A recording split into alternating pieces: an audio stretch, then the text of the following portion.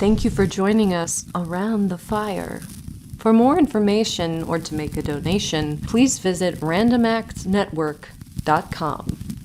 Now, want to hear a scary story?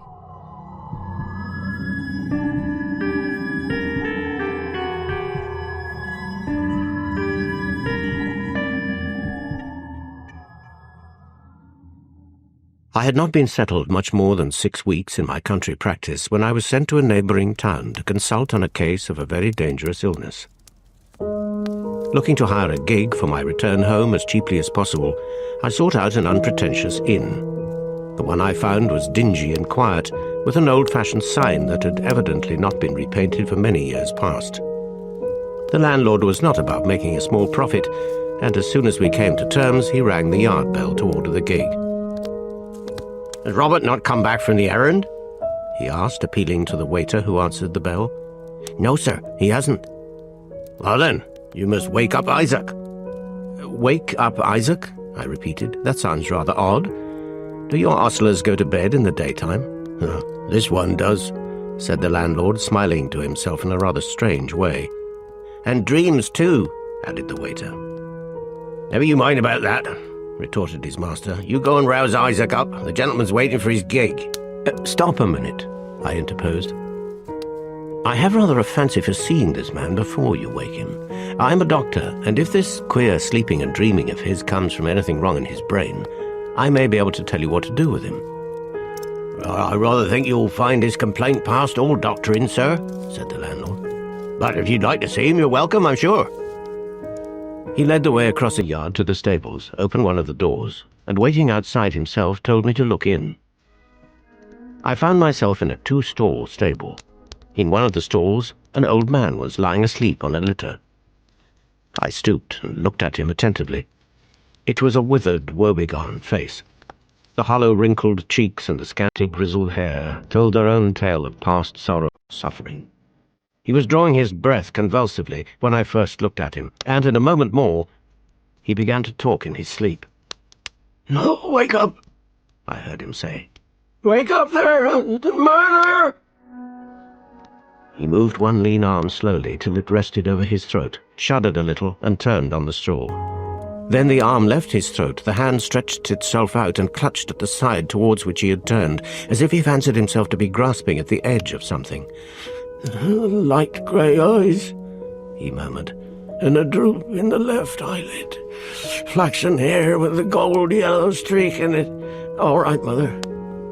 Fair white arms with a down on them. Little lady's hand with a reddish look under the fingernails. You she-devil! Where's the knife?" I saw him shudder on the straw. His withered face became distorted, and he threw up both his hands with a quick, hysterical gasp. They struck against the bottom of the manger under which he lay, and the blow awakened him. I had just time to slip through the door before his eyes were fully open and his senses his own again. "Do you know anything about this man's past life?" I said to the landlord. "Yes, sir. I know pretty well all about it," was the answer. "And an uncommon queer story it is. Why, just look at him. Poor devil, he's so worn out with these restless nights he's dropped back into his sleep already." "Don't wake him," I said. "I'm in no hurry for the gig. Wait till the other man comes back from his errand. And in the meantime, suppose I have some lunch and a bottle of sherry, and suppose you come and help me to get through it, The heart of mine host, as I had anticipated, warmed to me over his own wine. He soon became communicative on the subject of the man asleep in the stable, and little by little I drew the whole story out of him. It seems that some years ago there lived in the suburbs of a large seaport town on the west coast of England a man of humble circumstances by the name of Isaac Scatchard.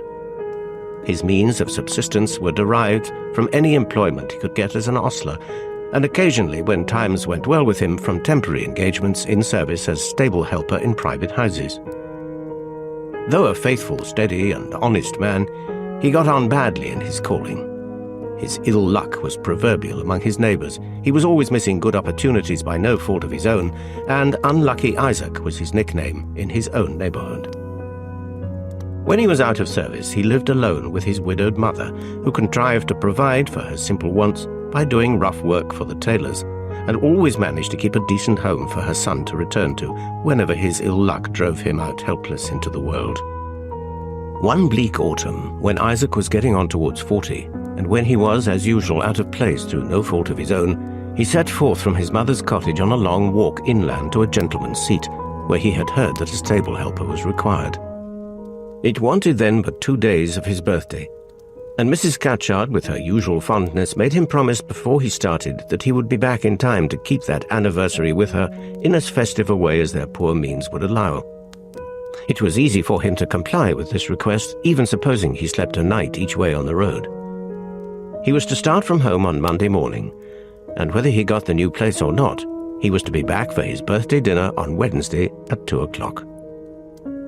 Arriving at his destination too late on the Monday night to make application for the stable helper's place, he slept at the village inn, and in good time, on the Tuesday morning, presented himself at the gentleman's house to fill the vacant situation. Here again his ill luck pursued him as inexorably as ever. His long walk had been in vain.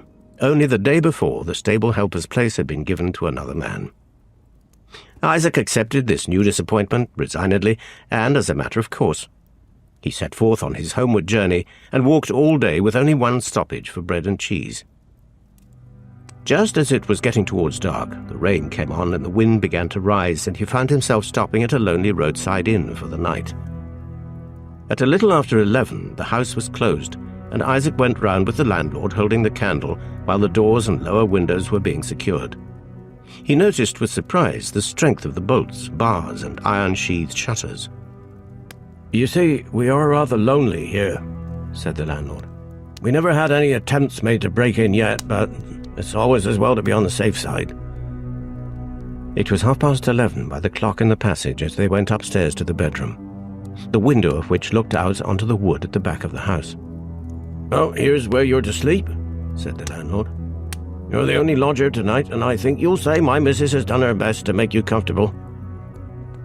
Isaac locked the door, set his candle on the chest of drawers, and wearily got ready for bed. The bleak autumn wind was still blowing, and Isaac resolved as he lay down to keep the candle alight until he began to grow sleepy, for there was something unendurably depressing in the bare idea of lying awake in the darkness, listening to the dismal, ceaseless moan of the wind in the wood. Sleep stole on him before he was aware of it. His eyes closed, and he fell off insensibly to rest, without having so much as thought of extinguishing the candle. In one moment he passed from a state of sleep to a state of wakefulness, his eyes wide open, his mental perceptions cleared on a sudden as if by a miracle.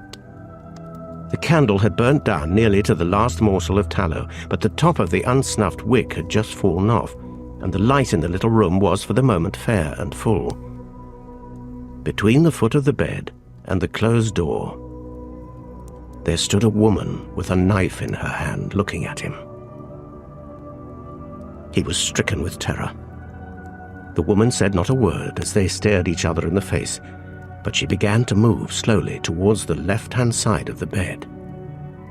She was a fair, fine woman, with yellowish flaxen hair and light grey eyes, with a droop in the left eyelid. Speechless, with no expression in her face, with no noise following her footfall, she came closer and closer, stopped, and slowly raised the knife. He laid his right arm over his throat to save it, but as he saw the knife coming down, threw his hand across the bed to the right side and jerked his body over that way, just as the knife descended on the mattress within an inch of his shoulder. His eyes fixed on her arm and hand as she slowly drew the knife out of the bed. A white, well-shaped arm, with a pretty down lying lightly over the fair skin. A delicate lady's hand with the crowning beauty of a pink flush under and round the fingernails. She drew the knife out and passed back again slowly to the foot of the bed, stopped there for a moment looking at him, then came on, still speechless, still with no expression on the beautiful face, still with no sound following the stealthy footfalls, came on to the right side of the bed where he now lay. As she approached, she raised the knife again, and he drew himself away to the left side. She struck, as before, right into the mattress with a deliberate, perpendicularly downward action of the arm. This time, his eyes wandered from her to the knife. It was like the large clasp knives which he had often seen labouring men use to cut their bread and bacon with. Her delicate little fingers did not conceal more than 2/3 of the handle. He noticed that it was made of buckhorn, clean and shining as the blade was, and looking like new. For the second time she drew the knife out, concealed it in the wide sleeve of her gown, then stopped by the bedside, watching him. For an instant he saw her standing in that position. Then the wick of the spent candle fell over into the socket. The flame diminished to a little blue point, and the room grew dark. A moment, or less if possible, passed so, and then the wick flamed up smokily for the last time. His eyes were still looking eagerly over the right-hand side of the bed when the final flash of light came, but they discerned nothing. The fair woman with the knife was gone. With the dreadful conviction of what he had seen still strong within him, he leapt out of bed and screaming, "Murder! Wake up there! Wake up!" dashed headlong through the darkness to the door. It was fast locked, exactly as he had left it on going to bed. His cries on starting up had alarmed the house. He heard the terrified, confused exclamations of women. He saw the master of the house approaching along the passage with his burning rush candle in one hand and his gun in the other. "What is it?" asked the landlord breathlessly. Isaac could only answer in a whisper. "A woman with a knife in her hand, in my room. A fair, yellow-haired woman. She jabbed at me with a knife twice over."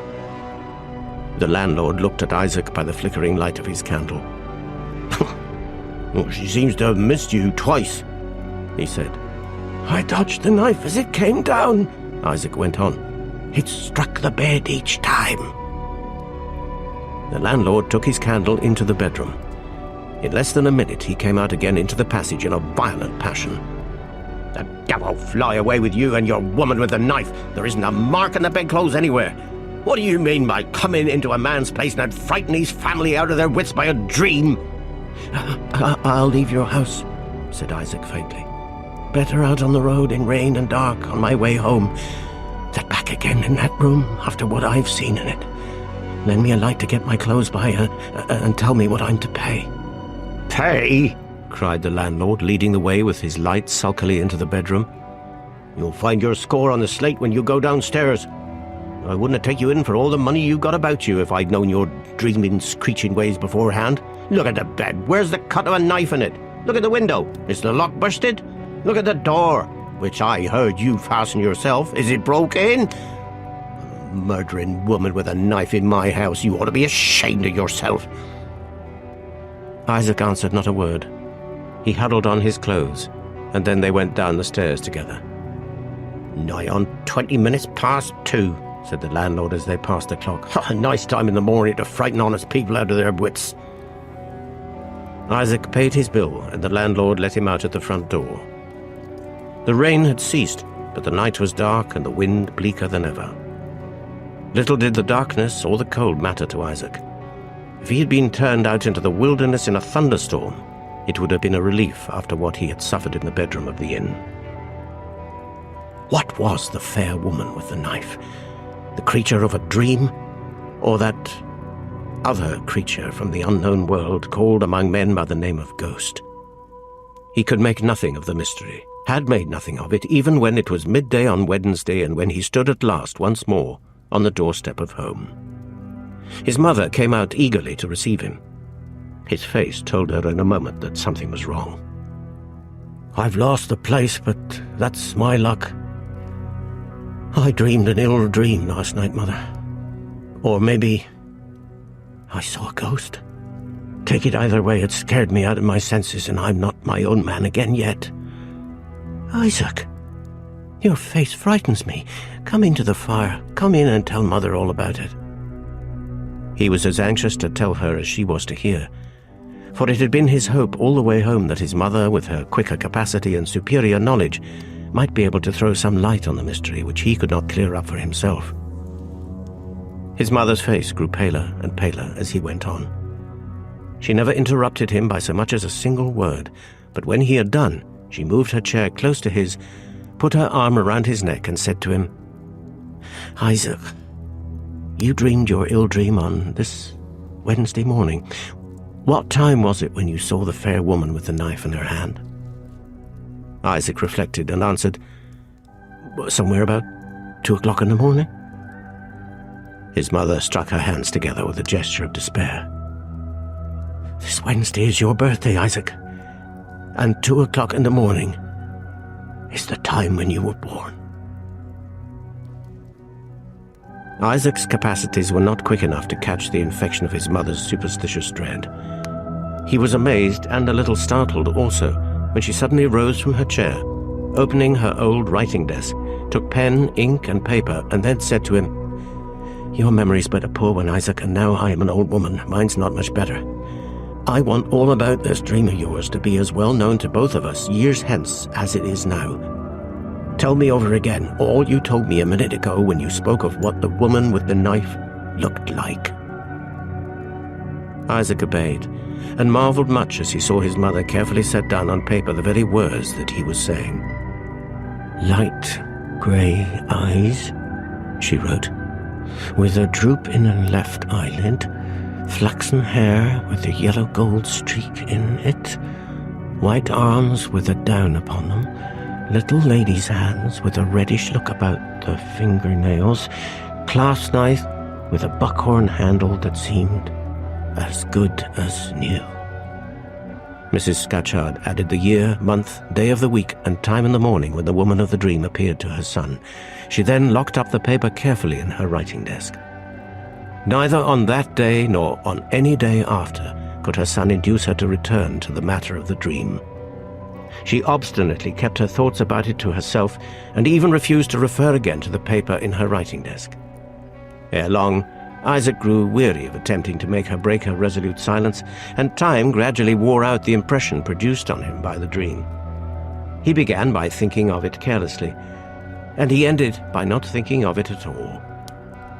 This result was the more easily brought about by the advent of some important changes for the better in his prospects. He reaped at last the reward of his long and patient suffering under adversity by getting an excellent place, keeping it for 7 years, and leaving it, on the death of his master, not only with an excellent character, but also with a comfortable annuity bequeathed to him as a reward for saving his mistress's life in a carriage accident. Thus it happened that Isaac Scatchard returned to his old mother 7 years after the time of the dream at the inn, with an annual sum of money at his disposal, sufficient to keep them both in ease and independence for the rest of their lives. The mother, whose health had been bad of late years, profited so much by the care bestowed on her and by freedom from money anxieties that when Isaac's birthday came round, she was able to sit up comfortably at table and dine with him. On that day, as the evening drew on, Mrs. Scatchard discovered that a bottle of tonic medicine, which she was accustomed to take, happened to be empty. Isaac immediately volunteered to go to the chemist's and get it filled again. It was a rainy, bleak night, and on going into the chemist's shop he was passed hurriedly by a poorly dressed woman coming out of it. The glimpse he had of her face struck him, and he looked back after her as she descended the doorsteps. "You're noticing that woman?" said the chemist's apprentice behind the counter. "It's my opinion there's something wrong with her. She's been asking for laudanum to put on a bad tooth. Master's out for half an hour, and I told her I wasn't allowed to sell poison to strangers in his absence. She laughed in a queer way and said she would come back in half an hour. If she expects Master to serve her, I think she'd be disappointed. It's a case of suicide, sir, if ever there was one yet." These words added immeasurably to the sudden interest of the woman which Isaac had felt at the first sight of her face. After he'd got the medicine bottle filled, he looked about anxiously for her as soon as he was out on the street. She was walking slowly up and down on the opposite side of the road. With his heart, very much to his own surprise, beating fast, Isaac crossed over and spoke to her. He asked if she was in any distress.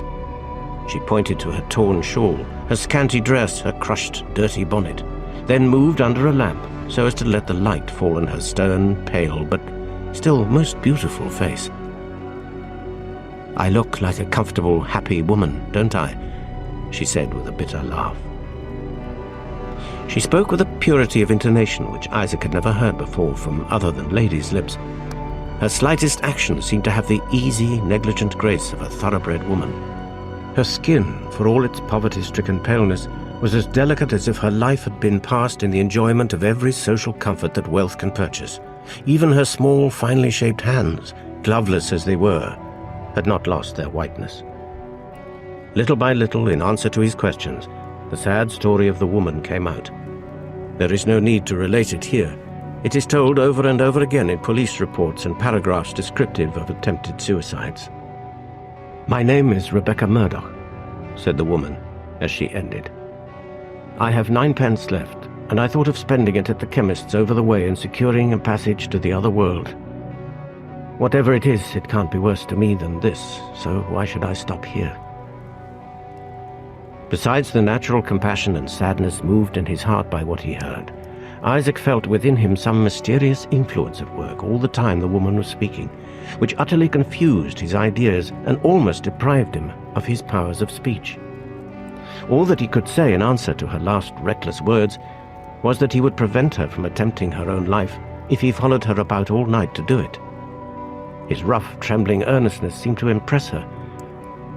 "I won't occasion you that trouble," she answered. "You have given me a fancy for living by speaking kindly to me." Isaac was hopelessly taken with the poor woman, and a few more stolen interviews after that first meeting completed his infatuation. In less than a month, he had consented to give Rebecca Murdoch a new interest in existence and a chance of recovering the character she had lost by promising to make her his wife. There was only one thing wanting to perfect his happiness. At their first meeting, there had been mingled with his admiration when he looked in her face a faint, involuntary feeling of doubt whether that face was entirely strange to him. He announced his marriage engagement precipitately and confusedly to his mother on the day when he contracted it. Poor Mrs. Scatchard showed her perfect confidence in her son by flinging her arms around his neck and giving him joy of having found at last a woman to comfort and care for him after his mother was gone. She was all eagerness to see the woman of her son's choice, and the next day was fixed for the introduction. It was a bright, sunny morning, and the little cottage parlour was full of light as Mrs. Scatchard, happy and expectant, dressed for the occasion in her Sunday gown, sat waiting for her son and her future daughter-in-law. Punctual to the appointed time, Isaac hurriedly and nervously led his promised wife into the room. His mother rose to receive her, advanced a few steps, smiling, looked Rebecca full in the eyes, and suddenly stopped. Her face, which had been flushed the moment before, turned white in an instant. Her eyes lost their expression of softness and kindness, and assumed a blank look of terror. Her outstretched hands fell to her sides, and she staggered back a few steps with a low cry to her son. "Isaac," she whispered, clutching him fast by the arm. "Isaac, does that woman's face remind you of nothing?" Before he could answer, before he could look round to where Rebecca stood, astonished and angered by her reception, his mother pointed impatiently to her writing desk and gave him the key. "Open it," she said in a quick, breathless whisper. "What does this mean? Why am I being treated as if I had no business here?" asked Rebecca angrily. "Open it, and give me the paper in the left-hand drawer. Quick, quick, for heaven's sake," said Mrs. Scatchard. Isaac gave her the paper. She looked it over eagerly for a moment, then followed Rebecca, who was now turning away haughtily to leave the room, and caught her by the shoulder, abruptly raised the long, loose sleeve of her gown, and glanced at her hand and arm. Something like fear began to steal over the angry expression on Rebecca's face as she shook herself free from the old woman's grasp and left the room. Isaac was hastening after her when his mother turned and stopped him. "Light grey eyes," she said, "a droop in the left eyelid, flaxen hair with a gold streak in it, white arms with a down on them, little lady's hands with a reddish look under the fingernails. The dream woman, Isaac, the dream woman." The faint, cleaving doubt, which he had never been able to shake off in Rebecca Murdoch's presence, was fatally set at rest forever. He had seen her face then before, 7 years before, on his birthday, in the bedroom of the lonely inn. "Be warned, oh my son, be warned. Isaac, Isaac, let her go, and do you stop with me." Something darkened the parlour window as those words were said. A sudden chill ran through Isaac, and he glanced sidelong at the shadow.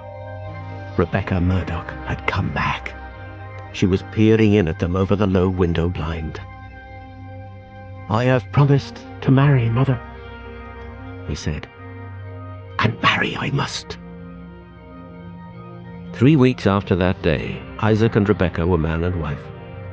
Although after that first interview in the cottage parlour, no consideration could induce Mrs. Scatchard to see her son's wife again, or even to talk of her when Isaac tried to plead her cause after their marriage. After some quiet months of married life, Isaac found his wife altering towards him. She grew sullen and contemptuous. She began drinking, and little by little, after the first miserable discovery that his wife was keeping company with drunkards, the shocking certainty forced itself on Isaac that she had grown to be a drunkard herself. He had been in a sadly despondent state for some time before the occurrence of these domestic calamities. His mother's health was failing fast, and he upbraided himself in secret as the cause of the bodily and mental suffering she endured. When to his remorse on his mother's account was added the shame and misery occasioned by the discovery of his wife's degradation, he sank under the double trial. His face began to alter fast, and he looked what he was, a spirit-broken man. His mother, still struggling bravely against the illness that was hurrying her to the grave, was the first to notice the sad alteration in him, and the first to hear of his trouble with his wife. She could only weep bitterly on the day when he made his humiliating confession, but on the next occasion when he went to see her, he found her dressed to go out, and on asking the reason received this answer. "I am not long for this world, Isaac," she said, "and I shall not feel easy on my deathbed unless I have done my best to the last to make my son happy. I mean to go with you to your wife and try what I can to reclaim her. Give me your arm, Isaac, and let me do the last thing I can in this world to help my son." He could not disobey her, and they walked together slowly towards his miserable home. It was 1 o'clock in the afternoon when they arrived. It was their dinner hour, and Rebecca was in the kitchen. His wife soon came into the parlour, and the meeting between her and Mrs. Scatchard passed off better than he had ventured to anticipate. He was relieved, however, when the conversation ended, and Rebecca began to lay the cloth for dinner.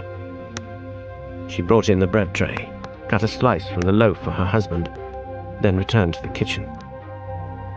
At that moment, Isaac, still anxiously watching his mother, was startled by seeing the same ghastly change pass over her face, which had altered it so awfully on the morning when Rebecca and she first met. Before he could say a word, she whispered with a look of horror, "Take me back. Home again, Isaac. Come with me and never go back again." He was afraid to ask for an explanation. He could only sign her to be silent and help her quickly to the door. As they passed the bread tray on the table, she stopped and pointed to it. "Did you say what your wife cut your bread with?" she asked in a low whisper. "Look." He did look. A new clasp knife with a buckhorn handle lay with the loaf in the bread tray. His mother caught at his arm. "The knife of your dream, Isaac. Oh, I'm faint with fear. Take me away before she comes back." He was hardly able to support her. The visible, tangible reality of the knife struck him with a panic. By a desperate effort, he summoned self-possession enough to help his mother out of the house and back to her cottage. Against his mother's most earnest entreaties, Isaac returned home to find that his wife had discovered their secret departure. She had been drinking and was in a fury of passion. The dinner in the kitchen was flung under the grate. The cloth was off the parlour table. Where was the knife? Unwisely, he asked for it. She was only too glad of the opportunity of irritating him. He wanted the knife, did he? Could he give her a reason why? No? Then he should not have it. Not if he went down on his knees to ask for it. Further recriminations elicited the fact that she brought it at a bargain, and that she considered it her own special property. Isaac saw the uselessness of attempting to get the knife by fair means, and determined to search for it later in the day in secret. The search was unsuccessful. Night came on, and he left the house to walk about the streets. He was afraid now to sleep in the same room with her. 3 weeks passed. Still sullenly enraged with him, she would not give up the knife, and still that fear of sleeping in the same room with her possessed him. He walked about at night, or dozed in the parlor, or sat watching by his mother's bedside. Before the expiration of the first week in the new month, his mother died. Isaac was present at her death, and her last words in this world were addressed to him. "Don't go back, my son. Don't go back." He was obliged to go back, if it were only to watch his wife. Exasperated by his distrust of her, she revengefully sought to add a sting to his grief by declaring that she would attend the funeral. In spite of all he could do or say, she held with wicked pertinacity to her words, and on the day appointed for the burial, forced herself, inflamed and shameless with drink, into her husband's presence, and declared that she would walk in the funeral procession to his mother's grave. This last, worst outrage, accompanied by all that was most insulting in word and look, maddened him for the moment. He struck her. The instant the blow was dealt, he repented it. She crouched down, silent, in the corner of the room, and eyed him steadily. It was a look that cooled his hot blood and made him tremble. But there was no time now to think of a means of making atonement. Nothing remained but to risk the worst till the funeral was over. There was but one way of making sure of her. He locked her into her bedroom. When he came back some hours after, he found her sitting very much altered in look and bearing by the bedside, with a bundle on her lap. She rose and faced him with a strange composure. "No man has ever struck me twice," she said, "and my husband shall have no second opportunity. From this day forth, we see each other no more." Before he could answer, she passed him and left the room. He saw her walk away up the street. Would she return? All that night he watched and waited, but no footsteps came near the house. The next night, overcome by fatigue, he lay down in the bed in his clothes, with the door locked, the key on the table, and the candle burning. His slumber was not disturbed. The third night, the fourth, the fifth, the sixth passed, and nothing happened. He lay down on the seventh, still in his clothes, still with the door locked, the key on the table, and the candle burning, but easier in his mind. Easier in his mind and in perfect health of body when he fell off to sleep. But his rest was disturbed. He woke twice without any sensation of uneasiness, but the third time, it was with that never-to-be-forgotten shivering of the night at the lonely inn, that dreadful sinking pain at the heart which once more aroused him in an instant. His eyes opened towards the left-hand side of the bed, and there stood the dream woman again. No, his wife, the living reality, with the dream spectre's face, in the dream spectre's attitude, the fair arm up, the knife clasped in the delicate white hand. He sprang upon her, almost at the instant of seeing her, and yet not quickly enough to prevent her from hiding the knife. Without a word from him, without a cry from her, he pinioned her in the chair. With one hand he felt up her sleeve, and there, where the dream woman had hidden the knife, his wife had hidden it, the knife with the buckhorn handle that looked like new. In the despair of that dreadful moment, his brain was steady, his heart was calm. He looked at her fixedly with the knife in his hand and said these last words: "You told me we should see each other no more, and you have come back. It is my turn now to go, and to go forever. I say that we shall see each other no more, and my word shall not be broken." He left her and set forth into the night. There was a bleak wind abroad, and the smell of recent rain was in the air. The distant church clocks chimed the quarter as he walked rapidly beyond the last houses in the suburb. He asked the first policeman he met what hour that was at which the quarter had just struck. The man referred sleepily to his watch and answered, 2 o'clock.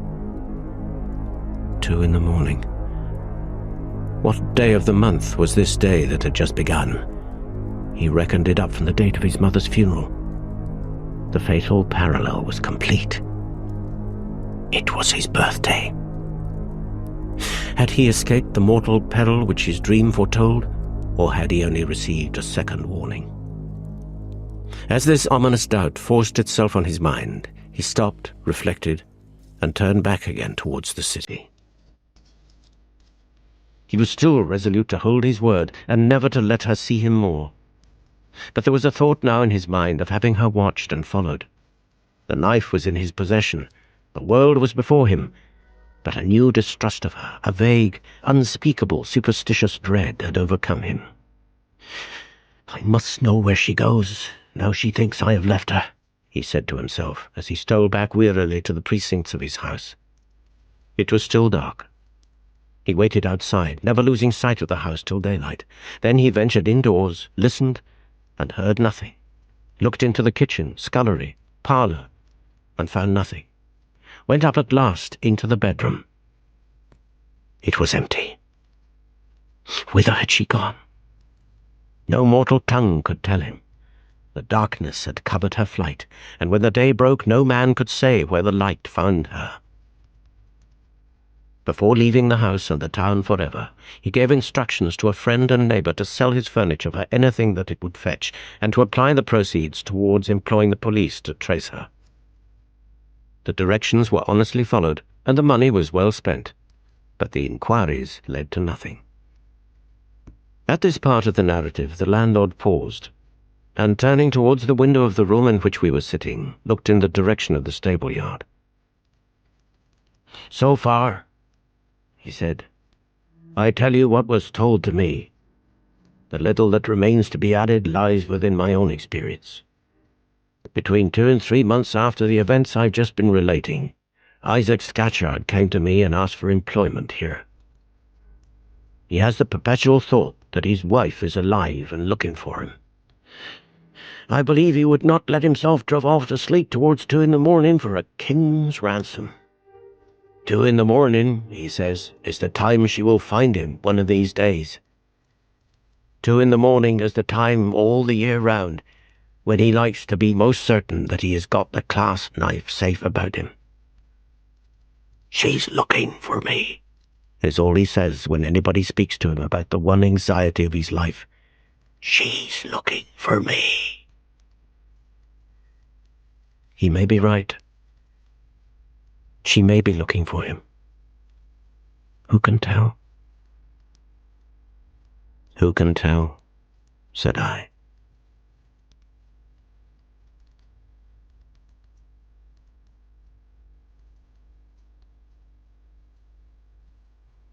She's looking for me.